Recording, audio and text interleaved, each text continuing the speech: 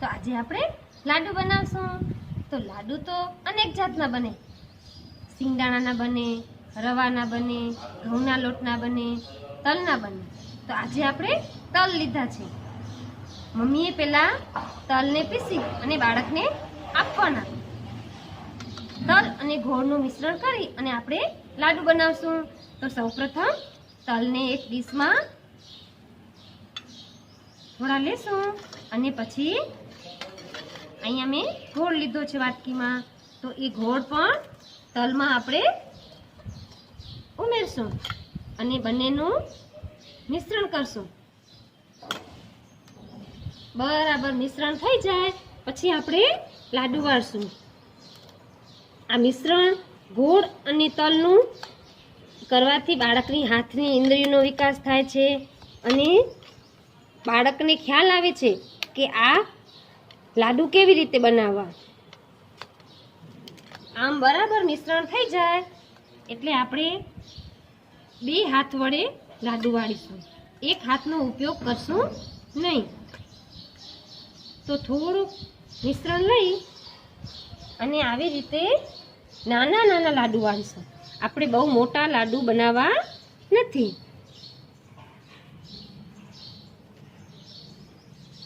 આવા નાના નાના લાડુ વાળીશું।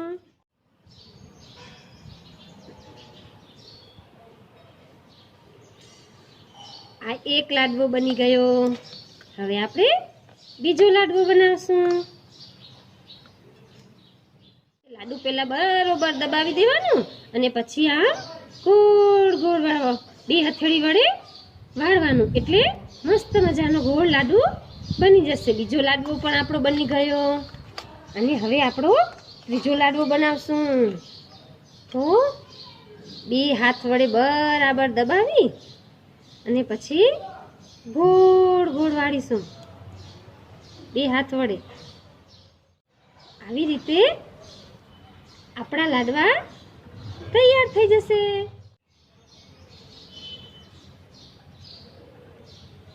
આ ત્રીજો લાડવો પણ આપણો કેવો સરસ મજાનો ગોળ ગોળ બની ગયો। ગણીએ કેટલા લાડવા થયા? 1 2 3 4 5 6 7 8। આપણા 8 લાડુ તૈયાર।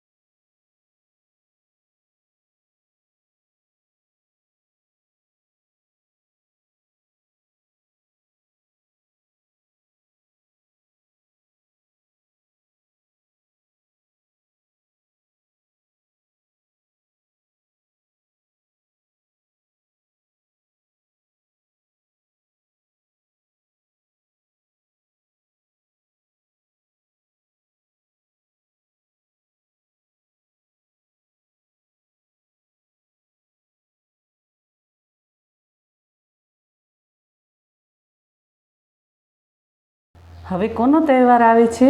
ગણપતિ બાપાનો. આપણા પરિવારમાં કોઈ પણ શુભ કાર્ય કરતાં પહેલાં આપણે તેમને યાદ કરીએ છીએ અને તેમને પ્રાર્થના કરીએ છીએ.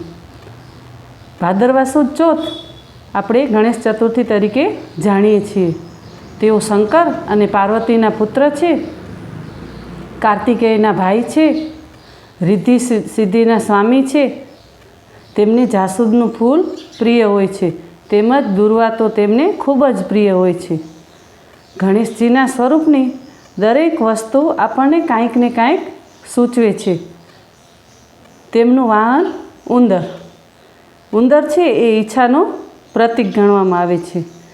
ગજાનનનું ભારેખમ શરીર અને નાનકડો ઉંદર તેમનું વાહન.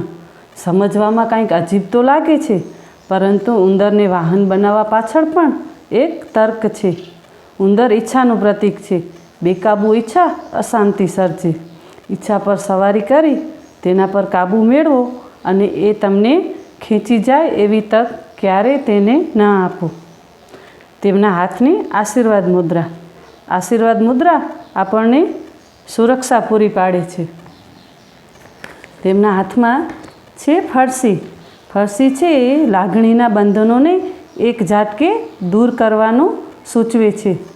આપણા જીવનમાં ક્યારેક એવી પણ પળો આવતી હોય છે કે લાગણીના બંધનોમાંથી દૂર થવું જરૂરી બને છે. તેમના હાથમાં દોરડું છે એ સૂચવે છે તમારા લક્ષ્યની તમને નજીક ખેંચવા. એક દાંત સંદેશ આપે છે કે સારું રાખવું અને ખરાબને ફેંકી દેવું. લાંબી સૂંઢ એ ઊંચી કાર્યક્ષમતા અને કુને દરેક સ્થિતિને સૂંઘી લેવાની આવડત એવું સૂચવે છે. લાંબુ નાક. વિઘ્નેશ્વરાયનું લાંબુ નાક આપણને એવું શીખવાડે છે કે આપણને આજુબાજુની હવાને સૂંઘતા આવડવી જોઈએ, એટલે કે સ્થિતિને સમજતા આવડવું જોઈએ.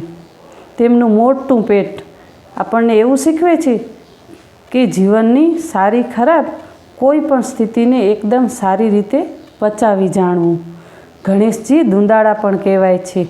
તેમનું મોટું પેટ માનવજાતિને સંદેશ આપે છે કે આપણને જીવનને સારી કે ખરાબ દરેક પરિસ્થિતિને પચાવતા આવડવું જોઈએ. સફળતા મળે તો અભિમાન પણ ન કરવું અને નિષ્ફળતા મળે તો દુઃખી પણ થવું જોઈએ નહીં. નાનું મોઢું એ આપણને સંદેશ આપે છે કે ઓછું બોલવું. લંબોદરાયનું નાનું મોઢું કહે છે કે કામ વગર બોલવું નહીં, એટલે કે એકદમ ઓછું બોલવું અને વધુ સાંભળવાનું રાખવું. જીવનમાં આ નિયમ રાખીએ તો અનેક સમસ્યાઓમાંથી બચી શકીએ છીએ. નાનકડી આંખો આપણને શીખવે છે કે એકાગ્રતા રાખવી.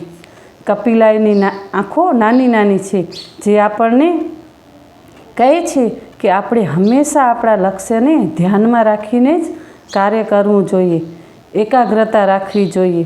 જો આમ કરીએ તો આપણે ખોટા માર્ગે ભટકતા નથી. મોટા સુપડા જેવા કાન આપણને સંદેશ આપે છે કે વધુ સાંભળો.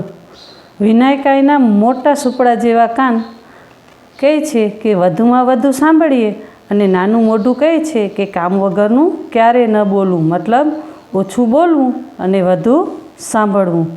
મોટું માથું આપણને સૂચવે છે મોટું વિચારો અને વધુ શીખો. કપિલાયનું મોટું માથું આપણને ખાસ સંદેશ આપે છે. તે કહે છે કે આપણે મોટું મન રાખીને મોટા વિચાર કરીએ, વધારે જ્ઞાન મેળવીએ અને વધુ શીખીએ. જીવનમાં તેનો ખાસ અમલ કરવો જોઈએ. આમ ગણેશજીનું સ્વરૂપ જીવનના પાઠ ભણાવે છે.